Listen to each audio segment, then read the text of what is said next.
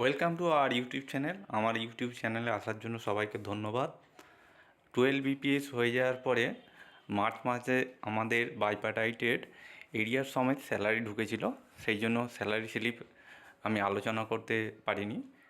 তো এপ্রিল মাসে আমার 12 বাইপাটাইট হয়ে যাওয়ার পরে কত স্যালারি ইনক্রিজ হয়েছে তা তোমাদেরকে দেখাচ্ছি, দেখে নেবে। হ্যাঁ, তোমরা স্ক্রিনে দেখতেই পাবে যে এখানে আমার যেখানে পিএফ আইডি আছে, পিএফ নাম্বার, সেটা আমি চাপা দিয়ে রেখেছি। আমাদের যেটা ডেজিগনেশান আগে ছিল সিঙ্গেল উইন্ডো অপারেটার এ, সেটা এখন চেঞ্জ হয়ে কাস্টমার সার্ভিস অ্যাসোসিয়েট হয়ে গেছে।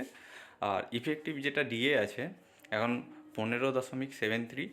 আর এখানে দেখে নেবেন যে আমাদের বাইপাটাইট হয়ে যাওয়ার পরে আমাদের যে স্ল্যাবে হয় সেই স্ল্যাবগুলো সকলে চেঞ্জ হয়েছে নাকি। তো আমার স্ল্যাবটা যেটা হয়েছিল আগের ভিডিওতেও আমি বলেছিলাম, আমার দেখে নিন এটা 33,020 টাকা বেসিক, আর ডিএ 15.73 করলে 5,194 টাকা।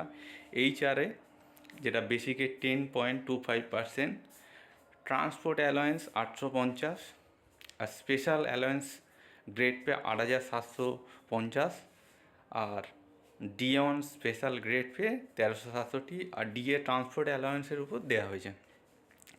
এবং আমরা যারা কাস্টমার সার্ভিস অ্যাসোসিয়েট হয়ে গিয়েছি, তো আলাদা একটা ইনক্রিমেন্ট দেওয়ার কথা আছে, কিন্তু সেখানে আমাদের পাওয়ার আছে, যেটা পাসিং পাওয়ার বাড়ানো হবে, তার জন্য দেয়া হবে। সেটা এই মাস থেকে এখন পর্যন্ত হয়নি, দেখা যাক নেক্সট মাস থেকে হয়তো হতে পারে।